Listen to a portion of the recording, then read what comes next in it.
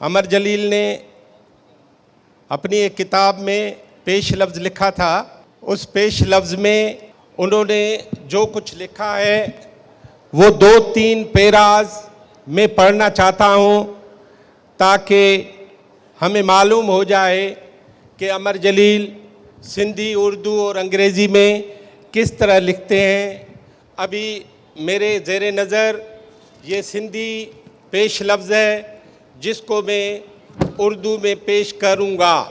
वो लिखते हैं, ये 1998 में लिखा जब पाकिस्तान की कौमी असेंबली के मेंबरान की तादाद 222 होती थी। और वो लिखते हैं, मैं पूरे यकीन से कह सकता हूँ कि पाकिस्तान की कौमी असेंबली के 222 मेंबरान की कुर्सियों पे एक ही शख्स बैठा हुआ है। उनके नाम तो 222 हैं, उनकी शक्लें तो 222 हैं, लेकिन असल में वो एक ही शख्स है। मुख्तलिफ़ नामों से, मुख्तलिफ़ रंगों से और मुख्तलिफ़ शक्लों से ये 222 कुर्सियों पे बराजमा है। पत्थर के दौर से लेकर आज के दौर तक मैंने उन्हें हमेशा कानून साज असेंबलियों में देखा है, लेकिन वो कानून से बालातर होता है और उसका बनाया हुआ कानून सिर्फ हम जैसे मौलाइयों पर होता है, वो उस कानून से मुस्तस्ना होते हैं। एक जगह लिखते हैं कि मुल्क टूटते हैं, मुल्क बनते हैं, फिर टूट जाते हैं, लेकिन वो तारीख़ के तमाम लवाज़मात से बेनियाज 222 कुर्सियों पर मुख्तलिफ़ नामों से, मुख्तलिफ़ शक्लों से, मुख्तलिफ़ लिबासों के साथ बैठे होते हैं। वो कभी भी तारीख़ के आगे बेवस नहीं हुआ, लेकिन उसने हमेशा तारीख़ को बेवस किया है। कहते हैं कि मैंने सोचा था कि आपको इस पेश लफ्ज़ में ये सारी बातें मत बताऊं, लेकिन जब सुकरात की शहादत के वक्त उसके दोस्तों और शागिर्दों ने उसको तेज़ तरार घोड़ा पेश करते हुए फ़रार होने की सलाह कर दी थी और जहर का प्याला पीने से रोकने की कोशिश की थी, तो सुकरात ने अपने शागिर्दों को कहा था कि मुझे इस दुनिया में एक भी ऐसी जगह बताएं जहाँ मौत ज़िंदगी पर हावी नहीं हो सकता हो। एक जवाब की तशरीह इसी तरह भी है, लेकिन इसी तरह जब हज़रत ईसा की शहादत हुई और शहादत के वक्त हज़रत ईसा ने दोनों हाथ ऊपर करके कहा था, ए मेरे मौला, इस जहान के तमाम गुनहगारों की तमाम गुनाहों का वज़न मैं उठाता हूँ, तो इनको माफ़ कर देना। हैरत अंगेज़ हद तक 1000 बरस गुज़रने के बाद बगदाद की कत्ल गाह में संसार होने से पहले एक एक उज़्वा कट जाने से के बाद जब उसकी ज़ुबान काट रहे थे, तो हुसैन बिन हलाज ने अपनी खून आलूदा बाजुओं से आसमान की तरफ नज़र करते हुए कहा था, ए मेरे मालिक, इनकी रहमत और बख्शिश से इनको महरूम मत करना, ये तो मुझे अज़ाब तेरी खुशी के लिए दे रहे हैं। ये हैं अमर जलील। और अब मैं माइक पेश करता हूँ नूरुल हुदा शाह साहिबा से कि वो उनसे बातें करें। बहुत शुक्रिया, मेरे लिए बड़ा ऑनर अमर जलील साहब गुफ्तगू करना। अमर जलील तारीख़ में जितने भी बागी और जहर पीने वाले किरदार गुज़रे हैं, उन किरदारों का एक कॉम्बिनेशन है। मंसूर हलाज हो, सरमद हो, सुकरात हो, अमर जलील जो कुछ लिखते आए हैं। ख़ास बात यह है अमर जलील के हवाले से कि पाकिस्तान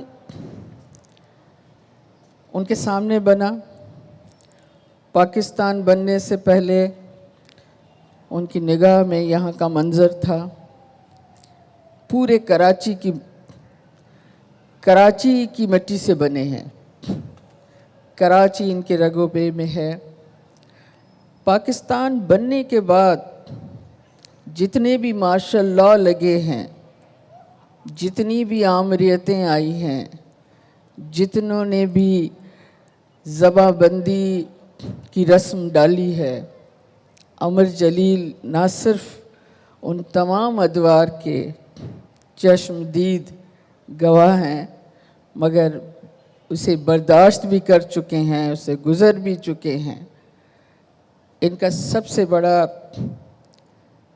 कंट्रीब्यूशन, इनका सबसे बड़ा एहसान जो सिंधी अदब पर है, सिंध पर है, सिंधी ज़बान बोलने वालों पर है खुसूसन, वो ये है कि इन्होंने सिंध की उन तमाम नस्लों को जो तमाम आमरीतों के अदवार से गुज़रती हुई आईं, कहानी की सूरत में ज़बान दी, बोलना सिखाया, मज़ाहमत सिखाई, अपना एहतजाज उन्होंने रकम किया।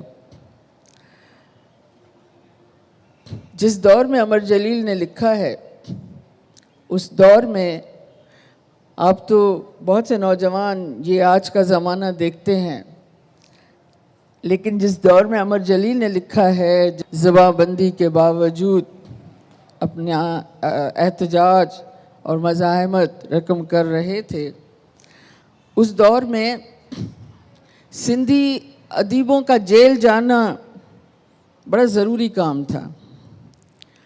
अक्सर सिंधी अदीब, सिंधी शायर जेल चले जाते, अक्सर सिंधी अदब की किताबों पर पाबंदी लग जाती। अमर जलील के ख़ास एडिटर जो थे तारिक अशरफ, मेरा ख़याल है एक रिसाला निकालते थे अदबी सोहनी के नाम से। अमर जलील की कई कहानियाँ शाया करने के नतीजे में कई बार सोहनी रिसाला बंद हुआ, कई बार तारिक अशरफ को जेल का मुंह देखना पड़ा। अमर जलील वो काबिल फ़ख्र अदीब हैं, सिंधी ज़बान के कहानीकार हैं, जिसने गद्दार का इल्ज़ाम भी सहा है, जिसने कुफ्र का इल्ज़ाम भी सहा है। और मैं समझती हूँ कि कहतुर रिजाल के ज़माने में, ज़बाबंदी के इस दौर में हमारे पास जो चंद लिखने वाले मौजूद हैं, जो जिनकी ज़बान आज भी बोलती है और खुल के बोलती है, अमर जलील उन चंद में से एक हैं और नुमायाँ हैं। अमर जलील साहब, हम शुरू करते हैं कि आप रोड़ी से आ गए कराची, और कराची यूनिवर्सिटी, फिर क्रिकेट और ये आर्ट्स काउंसिल, तो आपके समझें कि अभी आप जवान हुए हैं तो उसी वक्त से आप इसी में आते रहते थे। आप उस दौर का कराची और आज के दौर का कराची किस तरह देखते हैं? ये कोई वीडियो मेरे पास होता, उस दौर का वीडियो मैं आपको दिखाता और इस दौर का वीडियो आप देखते। ज़ाहिर है कि बहुत सी चीज़ें असरअंदाज होती हैं। सबसे बड़ी पॉपुलेशन, उस दौर में कराची की ये पॉपुलेशन नहीं थी जो अब आप देख रहे हैं। मेरा ख्याल है कि ज़्यादा से ज़्यादा कितने होंगे, पाकिस्तान बना तो कराची की पॉपुलेशन 3 लाख, उसमें से 1.5 लाख चले गए। उन 1.5 लाख जाने वालों में एक बहुत बड़ा क्वेश्चन मार्क जो आज तक किसी को समझ में नहीं आया, वही हिंदू तो हिंदुस्तान गए, क्योंकि पाकिस्तान बना तो वो हिंदुओं का मुल्क था, ये मुसलमानों का मुल्क था, तो हिंदू तो चले गए, सिख चले गए यहाँ से। पारसी क्यों चले गए यहाँ से? एंग्लो इंडियन क्रिश्चियंस जिनको हम कहते थे, वो क्यों चले गए यहाँ से? It's a big question mark. क्योंकि पाकिस्तान बना था तो हिंदुओं को यहाँ से जाना था, لیکن اتنا بڑا کاروبار کرنے والے, اتنے ریسٹورینٹس چلانے والے, کراچی کو آباد کرنے والے, ہر چپے چپے پہ ان کی چھاپ لگی ہوئی ہے, اسپیشلی پارسیوں کی. وہ کیوں چلے گئے؟ اس کا غالباً ایک ہی جواب میرے پاس یہ ہے, اگر آپ کے پاس کوئی جواب ہو تو. دے ور ویژنری پیپل. وہ دیکھ سکتے تھے کہ آج سے 50 برس بعد یہاں کیا ہونے والا ہے, یہاں کا ماحول کیا ہوگا, اس میں ہم زندہ رہ سکیں گے. پارسی, اینگلو انڈین, چرچ بموں سے اڑا دیے جاتے ہیں, مسمار کر دیے جاتے ہیں. کرسچنس نمبر 2 ہو گئے اپنے ہی ملک میں. آل آف اے سڈن وہ کلاس 2 سٹیزنز بن گئے, اقلیت کہلانے میں آئے. دے نیو اٹ کہ اپنے ہی ملک میں ایک روز اقلیت خود کو کہلانا اور خود کو دوسروں سے کم درجہ, اس سے بہتر ہے کہ یہ ملک چھوڑ کے چلے جانا چاہیے. تو وہ لوگ چلے گئے یہاں سے. باقی تو جو کچھ یہاں آپ دیکھ رہے ہیں, اٹس شیئر پاپولیشن ایکسپلوژن ان کراچی. اب اس کے ساتھ اگر اتنی پاپولیشن, کلکتہ سے بڑا کراچی نہیں ہے. کراچی, کلکتہ تقریباً 4 کروڑ کا شہر ہے, لیکن ٹرام چلتے ہیں ابھی تک. لیکن میرے اس شہر سے 60s, لیٹ 60s اور 70s ٹرام بند کر دیا آپ نے. جتنی بھی دنیا میں اس وقت جتنے بھی ممالک ہیں, ہم دوسروں کے کیوں, جو ہمارے نیکسٹ ڈور نیبرس ہیں جن کا ہم حصہ تھے کبھی, وہاں ہر چیز ہے, یہاں پر کچھ نہیں ہے. تو سب سے بڑا جو مجھے نظر آتا ہے تو پاپولیشن ایکسپلوژن کے بعد ہر چیز بدل جاتی ہے. اور تو کیونکہ چینج از ایٹرنل. وہ with due respect to my fast bowler, وہ تو تبدیلی کی بات اس طرح لے آئے کہ جیسے دنیا میں کچھ تبدیل ہوتا ہی نہیں ہے, صرف وہی کچھ تبدیل کریں گے. بھائی آپ جب بچے تھے کچھ عرصے کے بعد مونچھیں آپ کی آئیں تو آپ میں تبدیلی آئی نا مونچھوں کی. آپ اس کے بعد اسپنر بننا چاہتے تھے لیکن آپ فاسٹ بالر بن گئے, تبدیلی آئی نا آپ میں. It is a natural process بھائی. آپ بیج بوتے ہیں, اس میں سے پودا نکلتا ہے, آہستہ آہستہ درخت ہوتا ہے. It goes on and on. ہم نوجوان لڑکے ہوتے تھے, بوڑھے ہو گئے, اب جا رہے ہیں واپس اس دنیا سے. It goes on. یہ کوئی اس طرح ہوا کر کے تبدیلی کو بتانا کہ بھی میں تبدیلی لا رہا ہوں, آپ کیا لا رہے ہو, تبدیلی تو آتی رہتی ہے. It's a continuing process. جس طرح لائف ہماری ہے اس کے ساتھ تبدیلی از اے مسٹ. اس حد تک تبدیلی ہے کہ ہمالیاز کو اگر کوئی دیکھے کہے کہ نہیں یہ تو اپنی جگہ کھڑا ہوا ہے, رانگ. آج سے اگر 50 برس پہلے جیولوجسٹوں سے پوچھیں تو اس ہمالیہ میں اور آج کے ہمالیہ میں بہت بڑا فرق ہے. تبدیلی آئی ہے ہمالیاز میں بھی.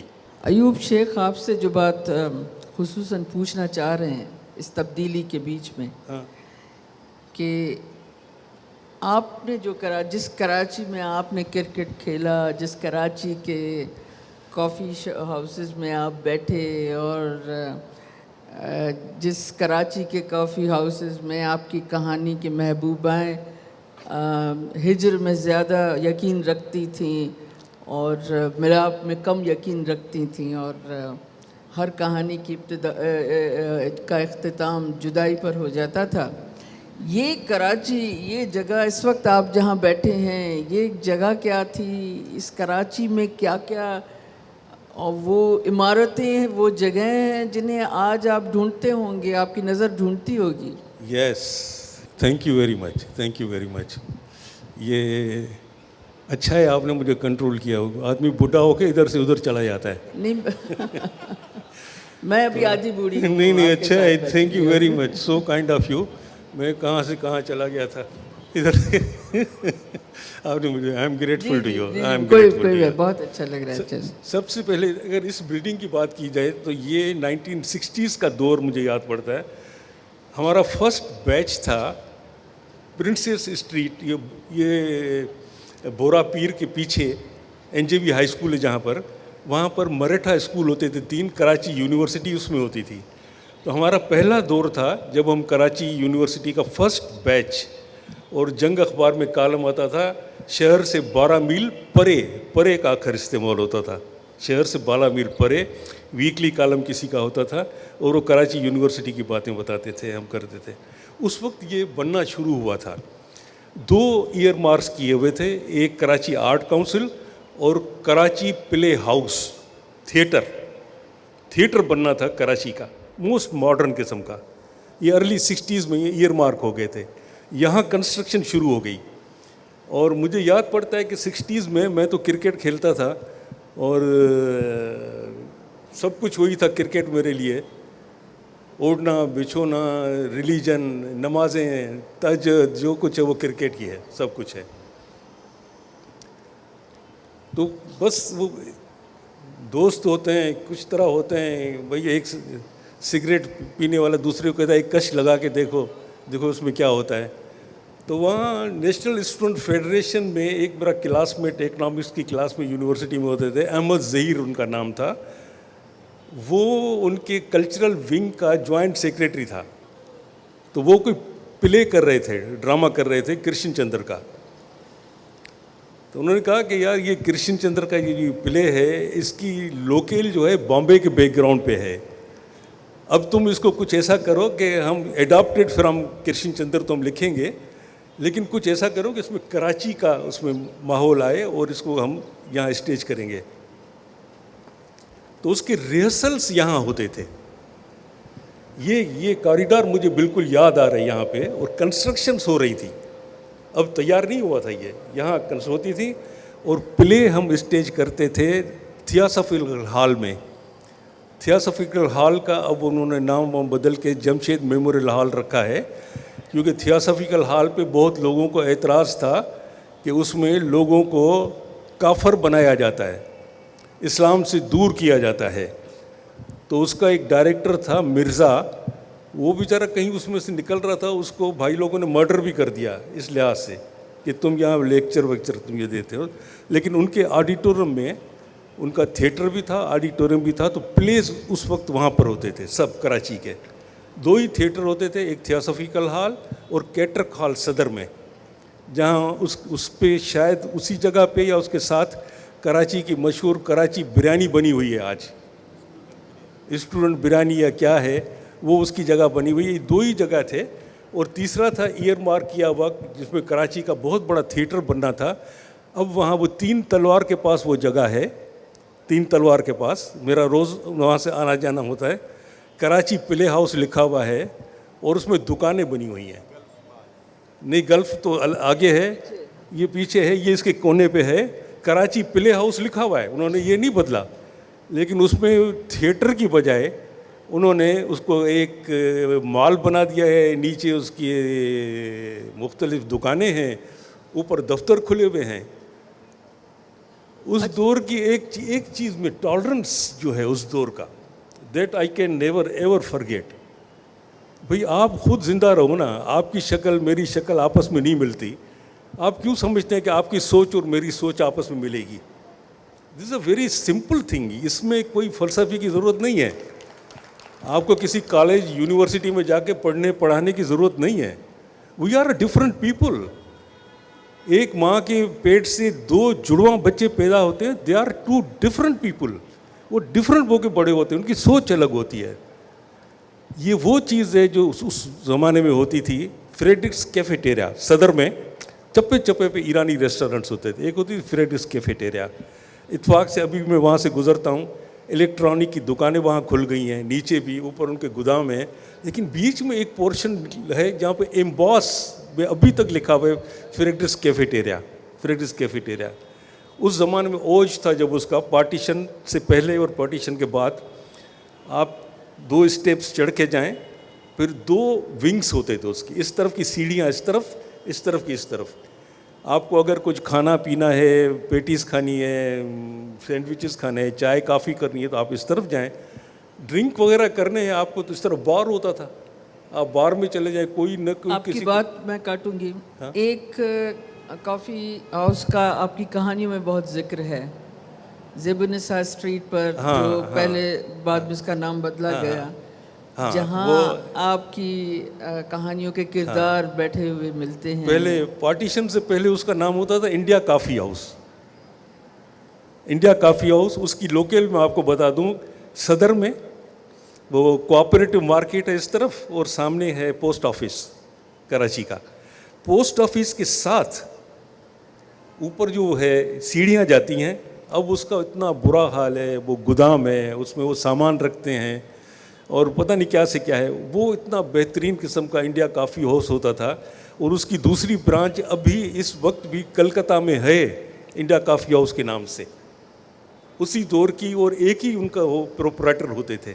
انڈیا کافی ہاؤس پاکستان بنا, اس کے بعد زیلنس والوں نے لیا, زیلنس کافی ہاؤس وہ بنا کافی عرصے تک, اور زیلنس کافی ہاؤس کے بعد کسی اور نے اس کو خرید لیا, اس کو کنورٹیڈ انٹو اے گودام, اور وہاں پر وہ ختم ہو گیا.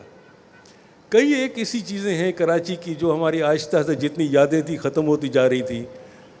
آج کا کراچی کا کچرا دیکھ کر آج کے نوجوان بچے یقین نہیں کرتے کہ یہ اس شہر کی سڑکیں کہتے ہیں کہ روزانہ دھلتی تھیں, تو یہ سچ ہے یا جھوٹ ہے؟ نہیں, یہ دھلنے والی بات کو میں وضاحت کر دوں, میں نے بڑی عجیب عجیب بات سنی, گلاب کے پانی سے دھلتی تھی. بھائی کوئی مزار ہے کہ آپ اس کو دھوئیں گے گلاب کے پانی سے؟ وہ مزاریں دھلتی ہیں گلاب کے پانی سے, وہ بھی اتنا گلاب کا پانی نہیں ہوگا, پانی میں تھوڑا سا گلاب ڈالتے ہوں گے, اتنے پھول نہیں ہوتے, اگتے نہیں ہمارے یہاں, پھول نہیں اگتے ہیں, اب کانٹے اگتے ہیں ہمارے یہاں. آتے ہیں آپ کے لکھنے کی طرف. ہاں ان کو وہ پتہ نہیں کیا پوچھا آپ نے, بتا رہا تھا ان کو. ہم واپس آئیں گے کراچی کی طرف. ہاں کراچی کا مجھے میں چاہتی ہوں کہ یہ آپ نے جو کچھ لکھا ہے اس کی طرف ہم ضرور آپ کے سننے والوں کو ضرور لے کر آئیں. وہ کیا چیز ہے جو ایک کہانی کار سے وہ چیزیں لکھواتی ہے, وہ باتیں لکھواتی ہے, وہ منظر لکھواتی ہے جس پر کفر کا اسے پتہ بھی ہوتا ہے کہ مجھ پر کفر کا فتویٰ آ جائے گا, مجھ پر غداری کا الزام آ جائے گا, مگر پھر بھی وہ لکھتا ہے. وہ کیا کیفیت تھی, وہ کیوں آپ نے اسے لکھنے کی ضرورت, کپل باں جو وارث وغیرہ جو کتاب. That's really a difficult question to answer. I think we are what we are. ہمیں art, it is in side you, it is in side you. یہ آپ نے یہ سوال پوچھا تو میں اس کے حوالے سے بتاؤں, کوئی 30 برس میں نے اوپن یونیورسٹی میں کام کیا, اور 30 برس کے ہر سال انکم ٹیکس والے مجھے بڑا تنگ کرتے تھے. بھائی رائٹنگ سے تم نے کیا کیا کمایا, اس پہ ٹیکس دو. یونیورسٹی والے کہتے تھے تمہیں ہم تنخواہ دیتے ہیں اور تم پھر لکھتے بھی ہو, اس سے بھی کماتے ہو, اس پہ ہمیں تمہارا 1/3 یا کتنا وہ ہمیں یونیورسٹی کو تم کنٹریبیوٹ کرو. ان سے میں ایک ہی سوال کرتا تھا کہ سر میں نے لکھنا آپ سے سیکھا, کسی یونیورسٹی سے سیکھا, کہیں پہ کچھ گورنمنٹ نے مجھ پہ انویسٹ کیا کہ میں آپ کو کچھ اس کا لوٹا کے دوں اور اس کی میں آپ کو انکم ٹیکس دوں, آپ کو کس بات پر میں آپ کو انکم ٹیکس دوں؟ تو یہ وہی سوال ہے کہ یو نیور نو. آپ وہ ہوتے ہیں آل آف اے سڈن, آپ ہر آدمی ایک ماربل کا پیس پڑا ہوا ہے, سب آدمی اس میں شکلیں نظر نہیں آئیں گی ان کو. کچھ لوگ ایسے ہوتے ہیں, کچھ بچے ایسے ہوتے ہیں جو اس ماربل میں جب وہ دیکھتے ہیں تو ان کو کچھ چیزیں نظر آتی ہیں, بادلوں میں ان کو کچھ چیزیں نظر آتی ہیں, یار دیکھو یہ شیر ہے, نہیں یہ کوئی بوڑھی بڑھیا ہے وہ مجھے نظر آ رہی ہے. It is in side you. I think وہ جو کہتے ہیں نا کہ دی آرٹسٹس آر بورن, تو میرا خیال ہے کہ کریٹو کام کرنے والے وہ they are like that, it is inside them. کوئی کسی کو نہیں سکھا سکتا, کوئی کسی کو سکھا نہیں سکتا, اسپیشلی کریٹو ورک آپ کسی کو نہیں سکھا سکتے. میرا خیال ہے کہ I think it was inside me, کیونکہ میں نے اتنی شدت سے محسوس کیا کہ یہ میرے لیے اسی طرح ہے جس طرح میں سانس لے رہا ہوں. اور جہاں تک یہ لکھنے والی بات ہے تو اس میں اٹس ویری ڈیفیکلٹ. پاکستان میں دل کی بات بتانا اور دل کی بات کھل کے اس کو اظہار اس کا کرنا, اٹس ویری, یہ کہنے کو ہے کہ یہاں فریڈم آف ایکسپریشن ہے, سب سنی سنائی باتیں ہیں. کوئی فریڈم آف ایکسپریشن نہیں ہے. جتنا میں نے دیکھا ہے وہ سارا دیکھا ہے, اب اس بات کو چھوڑ دیں, کوئی فریڈم آف ایکسپریشن نہیں ہے. لیکن کرکٹ کے حوالے سے سبق ہم سیکھتے ہیں. کرکٹ جس طرح میں نے کہا my first love and it continues to be my first love. اور یہ لکھنا پڑھنا جو ہے it's my way of life. میں زندہ ہوں, میں لکھ رہا ہوں. جس دن نہیں لکھوں گا, نہیں کروں گا, اس دن سمجھ لیجیے کہ میں مر گیا ہوں. I am not here in this world. کیونکہ میری ایکسپریشن نہیں ہے. اگر میں اس طرح نہیں کروں گا, راستے پہ لوگوں کو پتھر ماروں گا, مجذوب ہو جاؤں گا میں. اس لیے میں یہ بات ہاں یہ بات جو ہے ایک کرکٹ کے حوالے سے آپ چاہے کتنے اچھے بیٹسمین ہو, لیکن ہمیشہ اس کو آپ کو پتہ ہوتا ہے کہ آپ جس پچ پہ کھیلنے جا رہے ہو, جو ہوتا ہے نا پچ 22 گز کا, وہ فیوریبل نہیں ہوتا ہمیشہ. اس میں گڑھے ہوتے ہیں, اس میں کچھ گڑبڑ ہوتی ہے. ایک گیند آپ کی نیچے آ رہی ہے, ایک آپ کے سر پہ آ رہی ہے. Then you have to be very careful. اور جتنی آپ نے بیٹنگ کرنا سیکھی ہے, اس کے گر آپ کو آتے ہیں, وہ آپ کو اپلائی کرنے ہیں. کہ اتنی ریسٹرکشنس کے باوجود اگر آپ کو کچھ لکھنا ہے تو بچ کے کیسے لکھا جائے. آپ کیا سمجھتی ہیں جس زمانے میں یہ الف لیلا لکھا گیا تھا, 1001 نائٹ جس زمانے میں لکھا گیا تھا, یہ سمبولک ہے. یہ انہوں نے کہانیاں کوئی ہوائی نہیں لکھی ہیں. اس دور کی ہسٹری اٹھا کے دیکھیں, بڑے ظالم آدمی ہوتے تھے. مامون رشید اور ہارون رشید جو یہ چمڑا پوش ہو کے آ کے بیٹھ جاتے تھے آپ کے ساتھ کافی ہاؤسز میں, آپ کی باتیں سنتے تھے, میری باتیں سنتے تھے. ہم بڑے خوش ہوتے کہ بچے اچھے تھے. صبح حساب کتاب ہوتا تھا ہمارا آپ کا, سزائیں ملتی تھیں, رائٹروں کو سزائیں ملتی, ہاتھ کاٹ دیتے تھے ان کو, لٹکا دیتے تھے ان کو. تو پھر اس طرح کی چیزیں لکھی گئیں الف لیلا کی طرح. باتیں تو جنوں کی اور بھوتوں کی اور یہ ہوتا تھا. مثلا شہزادی چلی گئی, جنوں کے قبضے میں ہے, راکشسوں کے قبضے میں ہے. It's a symbol, it's a truth جو آپ کو وہاں سے چھڑا کے لے آنا ہے. سچ جو میں کہنا چاہتا ہوں مجھے وہاں سے لے آنا ہے. جس کہانی میں ایک گھر ہے جس میں بلوائی ہیں, شاید وہ گھس آئے ہیں اور لڑکی کو پکڑ لیا ہے. آپ کا آج کا سماج لڑکی کو پکڑ لیا ہے, اس گھر کی بچی کو, اور اس کا ریپ ہو رہا ہے. اور بھائی چھوٹا اس کا دوڑتا ہوا بڑے بھائی کے پاس آتا ہے, اگر آپ کو یاد ہو, دوڑتا ہوا بار بار آتا ہے کہ ادا وہ بہن کو نام لے کر کہتا ہے کہ اسے ریپ کر رہے ہیں. وہ کہتا ہے میں مصروف ہوں, میں اس وقت قرآن کا ترجمہ کر رہا ہوں. یہ ایک طنز تھا اس سوسائٹی پر جو مذہب کے نام پر یہاں کریٹ کی گئی. سو اس طرح کی کہانیاں لکھتے ہوئے کبھی اندر کی جو کیفیت, جو کرب اپنی جگہ, ظاہر ہے ان کا اپنا پس منظر بھی ہوگا, مگر کبھی خوف کا احساس ہوا نوکری چلی جائے گی, گرفتاری ہوگی؟ آدھی سزا تو طارق اشرف نے کاٹی. وہ غالباً اوپر والے نے بہت سے حساب کتاب پہلے ہی میرے ٹھیک کر دیے تھے. He send me all alone to this world, I am all alone in this world. سوائے اس کے کہ جو میں سمجھتا تھا کہ میں آل الون ہی رہوں گا, لیکن وہ ہوتا ہے نا, وہ بیٹنگ میں آپ کتنی اچھی بیٹنگ کرو, گگلی لگ جاتی ہے.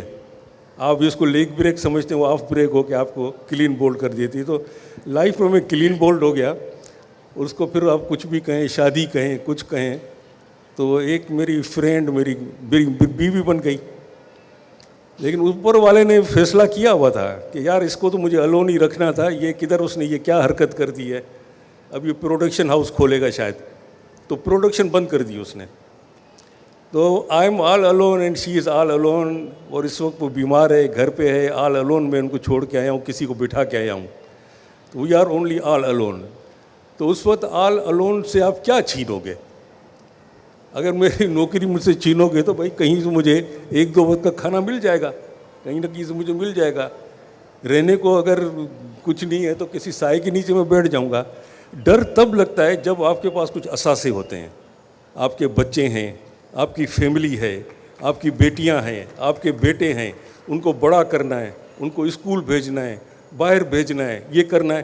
یہ آپ کو کرپل کر دیتے ہیں, یہ آپ کو توڑ دیتے ہیں. یہ مجبوریاں ہیں, یہ وزن ہے آپ کے کندھوں پر. لیکن جب آپ ہماری طرح آل الون, چھڑے چھانٹ جس کو ہم سندھی میں کہتے ہیں, چھڑے چھانٹ ہیں, تو پھر کس چیز کا ڈر؟ بھائی کیا ہے, بیٹھتا ہوں نا کہ میں کرسی پہ, لے لو کرسی, چلو میں تو یہی کام کروں گا لکھنے کا کہ لکھوں گا, کسی اخبار میں لکھوں گا, کسی میگزین میں کوئی پبلشر مجھے اتنا دے دے گا کہ میں 2 وقت کی روٹی کھا لوں گا. تو اسی وجہ سے وہ ڈر جس طرح کا ہے نا, بات یہ ہوتی تھی کہ پبلشر بڑے ڈرتے تھے مجھ سے زیادہ, میرے پبلشر ڈرتے تھے کہ یار مصیبت نہیں پڑ جائیے.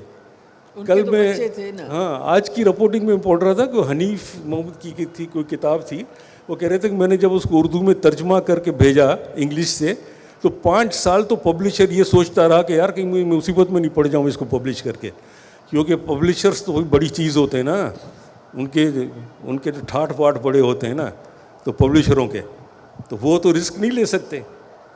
تو کوئی ہوتے تھے, میرا دوست ہوتا تھا بیچارہ, وہ بڑی رسک لیتا تھا, وہ طارق اشرف. اچھا طارق اشرف میں میری ایک کتابیں یہ وہ, اس کو مصیبت میں جب وہ پھنسا تو مصیبت میں ساتھ میں بھی پھنسا. تو آج تک سندھ میں عجیب باتیں اڑائی ہوئی ہیں. بھائی سمپل بات ہے کہ ہی واز ان سندھ اور سندھ گورنمنٹ اس کے پیچھے پڑی تھی. میں فیڈرل گورنمنٹ کا امپلائی تھا, یونیورسٹی میں تھا, مجھے یونیورسٹی والوں نے, اس وقت میں ریڈیو پاکستان میں تھا, انہوں نے مجھے تنگ کیا ہوا تھا. میرے خلاف ڈپارٹمنٹل انکوائریاں وہاں شروع ہو گئیں, میں وہاں ان کو فیس کر رہا تھا اسلام آباد میں. یہاں پر طارق اشرف کے ساتھ اتنے بڑے بڑے لوگ یہاں پر تھے. آج میں افسوس ہے کہ میں بات نکلی ہے تو نکتا ہوں. Sheikh Ayaz was alive at that time. Sheikh Ayaz تھے, رسول بخش پلی جو, اور کون سے دوسرے بڑے ابراہیم جویو نہیں, ہی واز ناٹ وکیل, میں وکیلوں کی بات کر رہا ہوں.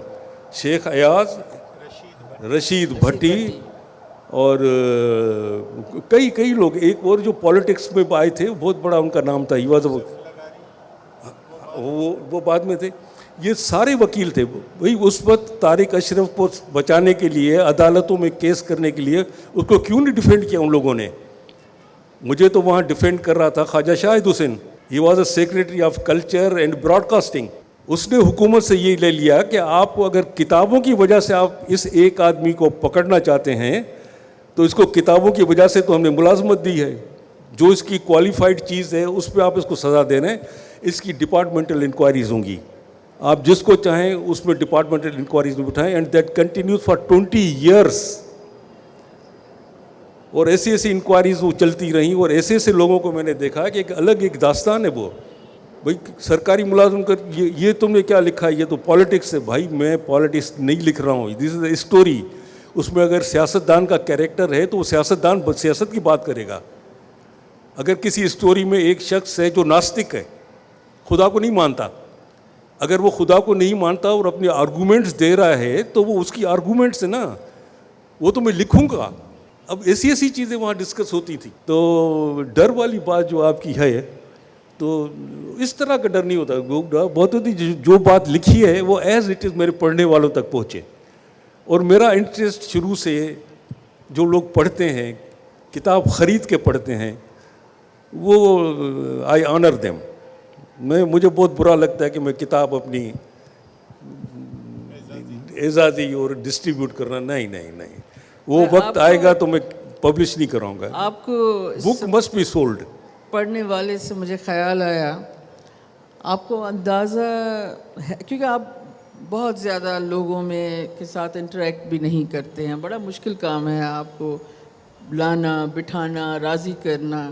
آپ کو اندازہ ہے کہ سندھی نوجوان کے ذہن پر آپ نے کتنا اثر چھوڑا تھا, آپ نے اور شیخ ایاز نے, اور پچھلی 2-3 نسلیں ہیں جو آپ سے اتنا پیار کرتی ہیں جتنا مرید مرشد سے کرتا ہے, اور آپ کے پیروں کے نشانوں پر چلتے ہیں, اور بڑا آپ نے سندھی کہانی پر بھی بڑا اثر چھوڑا ہے اپنا.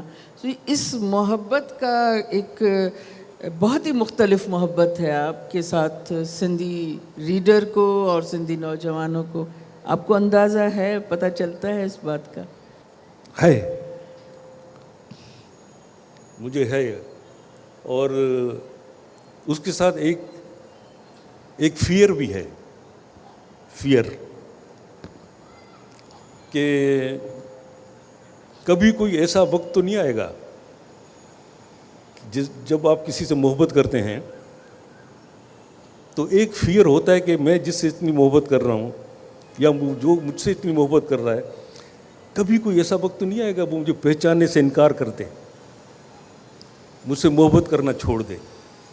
یہ مجھے ڈر رہتا ہے. اور پبلشر سے میں صرف ایک ہی بات پوچھتا رہتا ہوں کہ بھائی میری 10 کتابیں ڈیلی سیل ہوتی ہیں, 10 کتابیں روزانہ 10 کتابیں, تو میرا پبلشر مجھے کہتا ہے کہ بھائی نہیں بس ہو رہی ہیں, آپ 10 کتابیں ہیں, آئی ایم ہیپی. وہ لوگ پیسہ جیب سے, پتہ نہیں اسٹوڈنٹس ہوتے ہیں, نوجوان ہوتے ہیں, ان کی ضروریات ہوں گی, لیکن وہ 200-250 روپے, میں اس کو خاص طور پہ کہتا ہوں 250 سے اوپر کی قیمت نہیں ہونی چاہیے, تو وہ لوگ اس سے خریدتے ہیں اور مجھے بتاتا ہے کہ 10 کتابیں آپ کی ڈیلی سیل ہو رہی ہیں. تو آئی نو کہ آئی لو دیم, دے لو می. اور سچی بات ہے کہ میں لکھتے ہوئے میرے ذہن میں وہی ہوتے ہیں کہ کون آدمی کتاب خریدے گا, بس میں بیٹھے گا اور سانگڑ تک جائے گا, کتاب پڑھتا ہوا جائے گا, وہ میرا ہے. اور بڑے ایک ادب کے ساتھ کہ سندھی ادیب نوجوان میرے, جس طرح میری بچی نے یہ بات کی کہ وہ مجھے وہ بہت فالو کرتے ہیں فٹ اسٹیپ, تو ایک چیز اور بھی ان کو فالو کرنی چاہیے, خود کو آزاد کرو. فریڈم سے زیادہ اور کوئی چیز دنیا میں اچھی نہیں ہے. Freedom, you are free, you are free.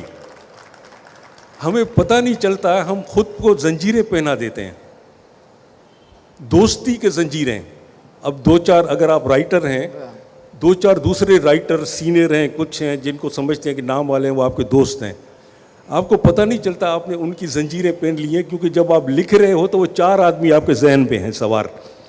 جب یہ چیز میں لکھوں گا تو یہ فلاں عبد القدوس کو اچھی لگے گی, یہ قمر شہباز کو اچھی لگے گی, اچھا فلاں کو لگے گی, ابراہیم جویو کو لگے گی. آئی ایم ناٹ فری.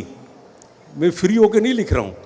میں نے ایک بندشیں اپنے اوپر ڈال دی ہیں کہ یہ 4-5 آدمی مجھے پڑھیں گے, ان کو یہ میرا افسانہ اچھا لگے گا, نہیں پھر تو مجھے نہیں لکھنا چاہیے, کیونکہ مجھے لکھ کر پبلش نہیں کراؤں, ان کی فوٹو کاپیاں کر کے ان کو 4-5 کو دے آؤں میں, دیٹس آل.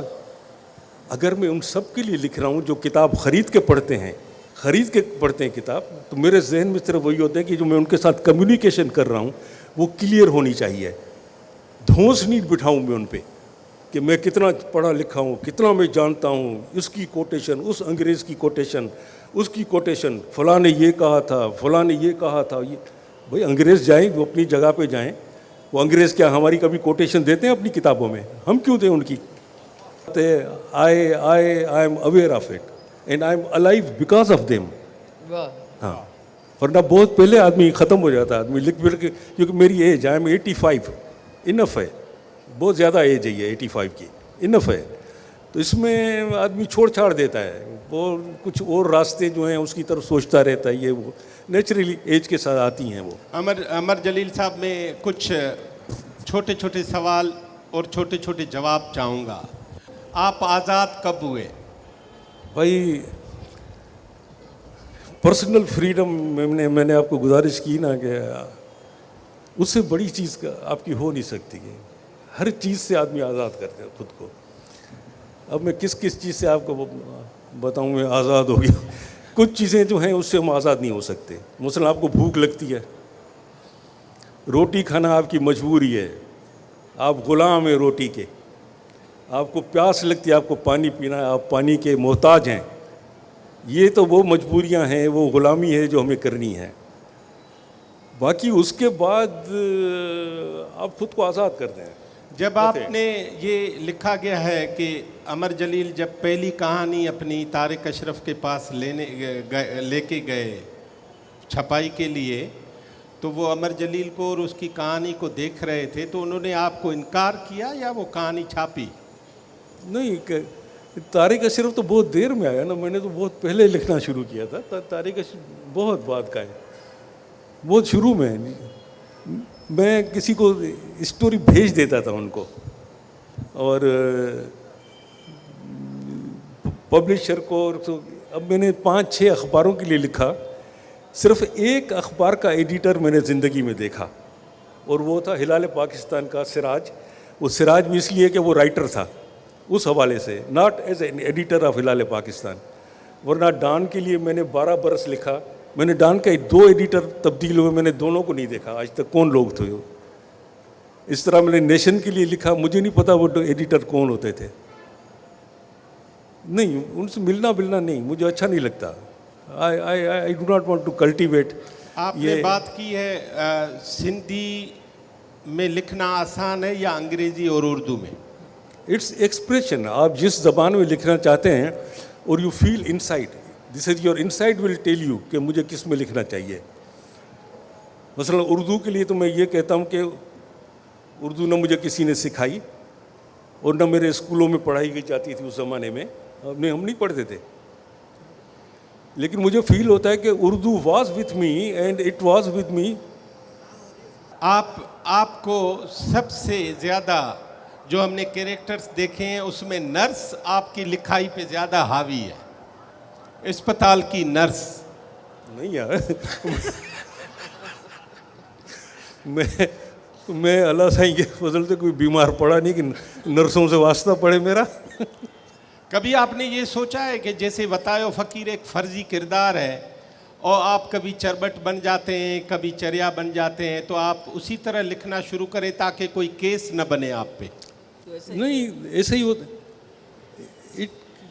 اول تو میں فرسٹ پرسن سنگولر میں پریفر کرتا ہوں, اور میں نے زیادہ تر فرسٹ پرسن سنگولر میں لکھا ہے. مجھے ایسا لگتا ہے کہ وہ طاری ہو جاتا ہے مجھ پہ, وہ کیریکٹر مجھ پہ طاری ہو جاتا ہے, and I become that character. اور وہ 2 4 5 دن کے بعد اسٹوری اگر ختم بھی ہو جاتی ہے, آئی فیل لائک کہ میں اسی طرح کا ہوں. I am not mentally well. اور ابھی بھی اس وقت ہم جب سچی باتیں کیا ہیں تو آئی ایم اے ڈفرینٹ پرسن, لیکن وہی 4 دیواری میں جب میں اندر چلا جاؤں گا, I am a different person there. یہ آپ سوچتے کس زبان میں ہیں, چاہے انگریزی میں لکھیں یا اردو میں؟ یہ سوال ریپیٹ کریں. ہاں سوچتے کس زبان میں ہیں؟ something very strange with me. 3 languages they come to me, mix ہو کے میرے پاس آتی ہیں.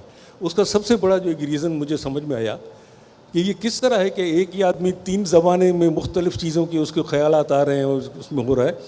اس کا سب سے بڑا جو سبب مجھے آیا, I have a very limited vocabulary, very limited vocabulary of English, limited vocabulary of Sindhi, limited vocabulary of Urdu. جب یہ ہے تو اس کو پھر آپ کو اگر آپ اردو میں بات کر رہے ہیں اور وہاں پہ کوئی لفظ آپ کو نہیں مل رہا ہے تو you will use Urdu word, وہ انگریزی کا لفظ آپ اٹھا لیں گے. انگلش میں بات کرتے ہوئے کہیں ایک لفظ آپ کو نہیں آ رہا ہے تو میں اردو اور سندھی کا ایک لفظ بیچ میں ڈال دوں گا. تو somehow I keep they are the mix up of 3 languages. I am a mix up of 3 languages. They come naturally to me ہوتا ہے. لیکن ایک چیز میں بتاؤں, کئی اسٹوریز ایسی ہیں مثلا جو میں نے انگلش میں لکھی اور وہ ڈان میں پبلش ہوئیں تو وہ ایبسٹریکٹ ہوتا تھا, کیونکہ وہ مجھے کہتے تھے 1000 لفظ سے زیادہ اسپیس نہیں لیں آپ. اب اسٹوری 3000 4000 ورڈز کی ہے تو اس کو میں ایبسٹریکٹ بنا کے ان کو دیتا تھا اور وہ چھاپتے رہتے تھے. اس اسٹوری کو جب میں سندھی میں لے آیا تو اثر نو میں لکھتا ہوں. I do not translate my stories, I transfer the stories, کیونکہ ہر زبان کی اپنی ریکوائرمنٹ ہے. سملیز, میٹافرز, کنسٹرکشنز آف سینٹینسز اپنے ہیں. تو یہ ہے کہ سیم اسٹوری اگر میری انگلش میں ہے تو وہ آپ کو تھوڑی سی ڈفرینٹ لگے گی, لیکن تھیم وہی ہوگی, اس کی موضوع اس کا وہی ہوگا, تھیم وہی ہوگی. سندھی میں الگ ہوگی, اردو میں الگ ہوگی. ایک چیز جو میری آپ کی کہانیوں کو پڑھتے ہوئے ہمیشہ میرے سامنے آئی, آپ کا رومانس کا انداز ایک عموماً بہت سے رائٹرز سے بہت مختلف ہے. اس میں اس کے جو جملے ہیں میری نظر سے نہیں, سندھی میں تو بہرحال کسی نے نہیں لکھا, مگر یہ رومانس جس طرح کا ہے اس میں وہ اس آپ کے رومانس میں کہانیوں میں تصوف ہے, وہی شاہ لطیف والا کہ گولیاں گولیاں ملہاں شال ملا ہوت. تو یہ جو ڈھونڈتا رہوں مگر کبھی بھی محبوب سے مل نہ پاؤں, تو یہ جو کیفیت ہے یہ عموماً ہم اسے تصوف میں لیتے ہیں, آپ نہیں لیں گے شاید, لیکن ایسا ہے. تو آپ کے رومانس میں یہ چیز بہت زیادہ نظر آتی ہے. آپ کی दोनों किरदार जो आपस में मुकालमा बोल रहे होते हैं वो दूरी को बढ़ाना शुरू करते हैं, कुर्बत को कम करते जाते हैं। अमूमन बिछड़ चुके होते हैं और बिछड़ने के बाद दोबारा मिल बैठते हैं। तो ये रोमांस आपके अंदर इस तरह का कैसे है? मैंने पहले तो कभी नहीं सोचा इस बारे में, लेकिन अब मुझे ये होता है कि ज़िंदगी में हमारे, हम सब के, अपनी बात नहीं कर रहा हूँ मैं, आपकी सबकी, बहुत सी चीज़ें, उनमें से कुछ अहम चीज़ें और एक सबसे अहम चीज़, कुछ अधूरा रह जाता है ज़िंदगी में। जिसको हम सब कुछ समझते हैं वो अधूरा रह जाता है और बाकी ज़िंदगी उस अधूरेपन को पूरा करते हुए गुजर जाती है। मैं भी वही कर रहा हूँ, कुछ ज़िंदगी में अधूरा रह गया जो पूरा नहीं हो सका, उसको मैं कहानियों में और ड्रामों में इधर उधर करके उसको पूरे करने की कोशिश कर रहा हूँ। एंड आई नो इट कि ये पूरा होना नहीं है, उसको इसी तरह रहना है, उसको इसी तरह। और जहाँ तक ये पा लेना, हासिल कर लेना, वो फिर वो चीज़ नहीं रहती आपको। जब आपने किसी को पा लिया फिर वो चीज़ नहीं रहती। ये बिल्कुल ऐसे ही है कि जैसे ये जुमला मैंने कृष्ण चंद्र के एक इसमें स्टोरी में या नावल में कहीं देखा था कि जिस तरह संतरा है कितना अच्छा लगता है, खाने में अच्छा लगता है, कहता है कि लेकिन आपने कभी संतरे को मैग्नीफाइंग नीचे रख कर देखा है? संतरे को इतना भद्दा, इतना गंदा, क्योंकि आपके इतना करीब आ गया है वो। तो कुर्बत से जो एक डिस्टेंस है, उसमें जो चाहत, उसमें जो मोहब्बत है, वो एक लाफा नहीं होती है। अब ये एक उस शख्स का, हाँ, लेकिन ये है कि हम अपनी वो जो अधूरापन ज़िंदगी में रह जाता है, कुछ बहुत बड़ा हम उसके लिए हम सोचते हैं, लोग हो नहीं सकते तो आप बनाते रहेंगे। और क्या बनाएंगे आप? हमेशा ऐसा सर बनाएंगे जिसमें घोंसला बना हुआ है, उसमें कौवा बैठा हुआ है, उसमें अंडे दिए हुए किसी ने, जिस तरह सातकेन बनाते थे, इस तरह के कुछ अधूरापन रह जाता है ज़िंदगी में। वो है मेरा। शायरी की आपने? नेचुरली आती थी और मैंने शुरू भी की, लिखा भी मैंने शायरी में कुछ, क्योंकि आपके जुमलों में शायरी है वो। लेकिन मुझे लगा कि मैं शॉर्टकट कर रहा हूँ, क्योंकि वो शायरी जल्दी हो जाती थी, स्टोरी में लिखते हुए टाइम लग रहा है। तो आई इमीडिएटली रियलाइज़ कि भाई ये जो है थीम वगैरह जो है, इसके लिए सीधी सीधी स्टोरी लिखो, ये स्टोरी में जाने वाली चीज़ है। ये शेर व शायरी छोड़ो, ये बहुत लिखने वाले हैं शेर व शायरी। और हमारे यहाँ भी अभी आजकल बहुत शेर व शायरी करने वाले इसलिए पैदा हो रहे हैं, स्टोरी राइटर कम पैदा हो रहे हैं, शायर बहुत पैदा हो रहे हैं सिंध में। आप 15 और 25 बरस के पेटे में रोज़ कितनी मेहनत करते थे जब आपकी उम्र 15 बरस से 40 साल तक पहुंची? I keep working, there is something psychological wrong with me. मैं कोई डॉक्टर वॉक्टर हैं, आप खुद डॉक्टर हैं, मेरे साथ है कुछ मेंटली गड़बड़ है। And right from my childhood मुझे कुछ न कुछ करने के लिए काम चाहिए। I want to work. अगर मेरे पास लिखने का काम नहीं है और कुछ नहीं है तो मैं पकाता हूँ, खाना पकाता हूँ, तरह तरह की चीज़ें मेरी समझ में आता है मैं पकाता हूँ। अगर वो भी अगर पका हुआ है, घर में ज़रूरत नहीं है पका के खाने की, कुछ नहीं है, तो विदाउट टेलिंग यू मैं बर्तन मांजता हूँ। I must do something. और कुछ नहीं तो किताबें, लगी हुई किताबें, उनको सबको नीचे रख के अलमारियाँ साफ़ करना, एक एक किताब को साफ़ करके फिर उसको लगाना। I must do something. मुझे बड़ी वहशत होती है। मगर लोगों में बैठना पसंद नहीं करते आप? हाँ, ये लोग पसंद नहीं है नहीं, लोग पसंद नहीं, ये नहीं कहें। आई लव लोग। नहीं, लोगों में बैठना और गपशप लंबी और नहीं, आप मर्दम बेजार हैं या टाइम बचाते हैं? नहीं, मैं तो मर्दम बेजार हूँ ना, टाइम तो है, बता रहा हूँ ना।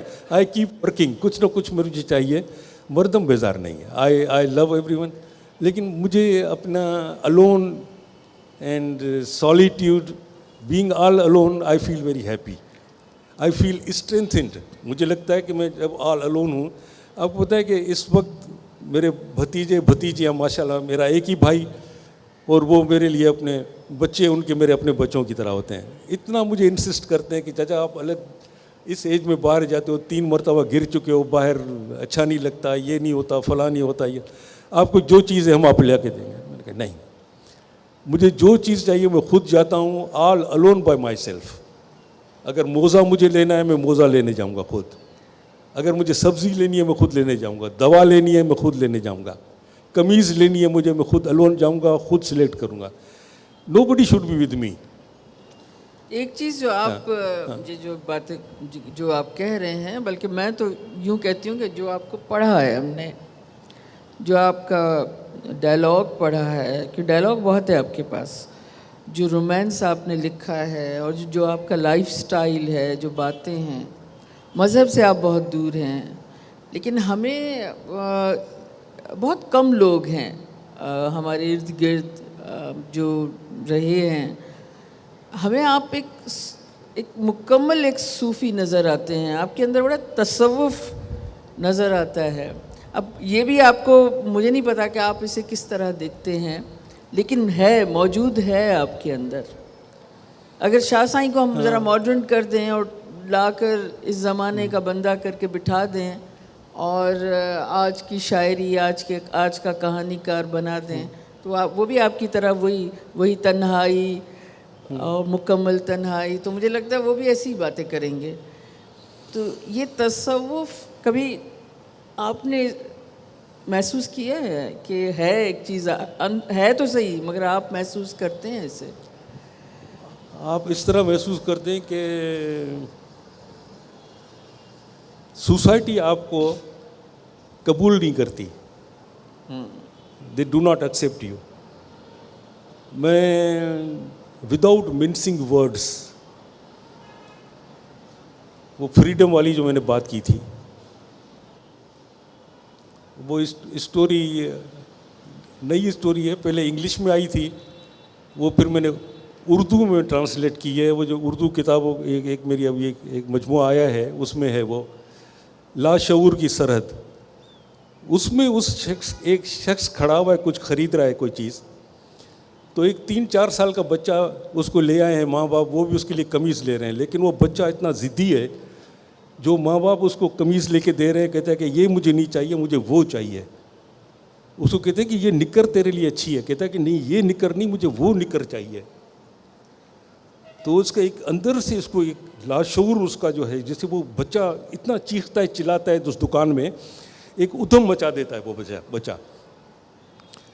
ہی feels something inside, اندر جیسے اس کو ہو رہا ہے کہ یہ بچہ اندر چلا رہا ہے, اس کے اندر میرے اندر کون چلا رہا ہے, میرے اندر کوئی چلا رہا ہے, یہاں بیٹھا ہوا اسی طرح کی حرکتیں کر رہا ہے, یہ کیا ہے. وہ جب فیل کرتا ہے, جب باہر نکلتا ہے, تب وہ محسوس کرتا ہے. پھر آگے جب اسٹوری آپ دیکھیں گے اس کا, وہ یہ محسوس کرتا ہے کہ جب میں پیدا ہوا تھا, جب میرے میں اتنا شعور نہیں تھا کہ میں کالا پیلا لال کیا ہے, جو مجھے آپ کپڑے پہناتے تھے میں پہن لیتا تھا, جس طرح کہ جب مجھے دودھ ہوتا تھا آپ مجھے کرتے تھے, ہر چیز آپ کرتے تھے. لیکن جب میں 2 سال 3 سال کا ہوا ہوں, اب میں ہر چیز اپنی مرضی کی کر رہا ہوں. اور جب میں کچھ نہیں کر سکتا تھا, مجبور تھا, بے بس تھا, پڑا ہوا تھا, آپ نے اپنا عقیدہ مجھے دے دیا, آپ نے تھوپ دیا میرے اوپر اپنا عقیدہ. کس نے آپ کو یہ حق دیا تھا کہ ایز اے چائلڈ, تو اس اسٹوری میں ہے کہ fundamental rights of a child, fundamental rights of a newborn, جو بچہ پیدا ہوتا ہے اس کے بھی حقوق ہیں. اس سے آپ نے پوچھا اس کو مسلمان, ہندو یا سکھ بنانے کے لیے, ٹھیک ہے وہ ہندو کے گھر میں پیدا ہوا, سکھ مسلمان کے گھر میں پیدا ہوا ہے, لیکن کس نے اس کو رائٹ دیا کہ آپ اس کو مسلمان بناؤ. جب وہ 3 سال کا ہو کے جوتا اپنی مرضی کا لے رہا ہے, چپل اپنی مرضی کا لے رہے, قمیض اپنی مرضی کا لے رہے, کلر اس کو اپنے اچھے لگتے ہیں, تو کیا اس کو اتنا بڑا فیتھ دیتے ہیں جس پہ وہ زندگی اس کو گزارنی ہے, وہ آپ اپنی مرضی کی اس کو دیں گے؟ یہاں سے اس کے اندر وہ چینج آتی ہے. یہ اس کا لاشعور ہے, اس کو بتاتا ہے کہ میں لاشعور, میں تیری امانت تجھے واپس دے رہا ہوں شعور کو. اس کا لاشعور اس کے اندر سے بات کرتا ہے, کہتا ہے کہ میرے اندر, کہتا ہے کہ میرے اندر کون بول رہا ہے, کہتا ہے میں تیرا وہ لاشعور ہوں شروع کے 3 برسوں کا, جس میں تو بے بس ہوتا تھا. یہ وہ لاشعور ہوں میں جو تجھے شعور دے رہا ہوں, واپس کر رہا ہوں تیری امانت تجھے. یہ وہ, تو یہ چیز ہے میرے میں, تب میں لکھ رہا ہوں. اور وداؤٹ منسنگ ورڈ میں کہتا ہوں اب وہ بلاسفیمی کہیں گے یا کچھ کہیں, جو کچھ کہیں, نہیں بلاسفیمی نہیں کیجیے جو گا کہیں گے. گاڈ المائٹی, وہ ایک ہے, وہ ایک ہے, وہ ایک ہے. اس کو جتنے نام دیں, انیک ہیں ہم لوگ, صدیوں سے, لاکھوں برسوں سے ہم انیک ہیں. کتنے بھی اس کو نام دے دیں, لاکھوں, کروڑوں, اربوں, دربوں, جتنے ہو سکتے ہیں, لیکن he remains one one one one. کیونکہ ایک ہی کارپینٹر ہوتا ہے, ایک ہی چیز وہ بناتا ہے, دو آدمی مل کے نہیں بناتے ہیں. ایک ہی کریٹر ہے, ایک ہی کریٹر ہے. لیکن اس کریٹر کے ساتھ ہم نے کیا کیا ہے؟ ہم نے اس کریٹر کو آدمی بنا دیا ہے. اور میں اس کریٹر کو ایز اے آدمی, as a human being, as a man, ruthless man, ایک طاقتور وڈیرا سردار, ایک عرب سردار بیٹھا ہوا ہے, میری مرضی ہے میں کس کو کیا دوں, میری مرضی ہے اس کو نہیں دوں گا, میری مرضی ہے میں تجھے سزا دوں گا. عجیب عجیب اس کو ہم نے اس کے اندر وہ ساری باتیں, اپنے ایڈجیکٹیوز ہم نے اس کو دے دیے ہیں. بھائی گاڈ کو ہم اپنے ایڈجیکٹیوز کیسے دیں گے؟ کہتا ہے کہ میں بہت بڑا بدلہ لینے والا ہوں. بھائی بدلہ تو آدمی لیتا ہے, ہمارا گاڈ الگ ہے. اس کو نہ تو وہ کسی کے بس میں آ سکتا ہے, ہی از آل نوئنگ, اس کو سب پتہ ہے میرے بارے میں. تو میرا وہ حساب کیا لے گا؟ حساب تو تب کوئی مجھ سے لے نا جب پتہ نہیں ہو آپ کو. صاحب عدالت میں کھڑے رہ کے میرے سے پوچھیں تیرے خلاف میں یہ گواہ لے آتا ہوں, یہ گواہ لے آتا ہوں, کیونکہ اس کو جج کو پتہ نہیں ہے. لیکن میرا جج جو ہے وہ میرے بارے میں سب جانتا ہے. اس کو گواہوں کی ضرورت نہیں ہے کہ میں حساب لوں گا تیرے سے, وہ میرے سے حساب نہیں لے گا, بیکاز ہی نوز می. ہر چیز اس کو پتہ ہے, اندر میرے کیا ہے, میرے باہر میرے کیا ہے, سب وہ جانتا ہے. تو یہ چیزیں اس طرف چلی گئیں. آپ اس کو صوفی کہیں یا کیا کہیں, لیکن ایک چیز کی میں شدت سے, جو ٹرینڈ عجیب قسم کا کچھ نوجوانوں میں دیکھتا ہوں, دل نہیں دکھانا ہے. صوفی اگر آپ کو بننا ہے, یا بنتا نہیں ہے صوفی ہوتے ہیں, بنتا نہیں ہے. بنتا ہندو ہے, مسلمان ہے, سکھ بنتے ہیں آدمی.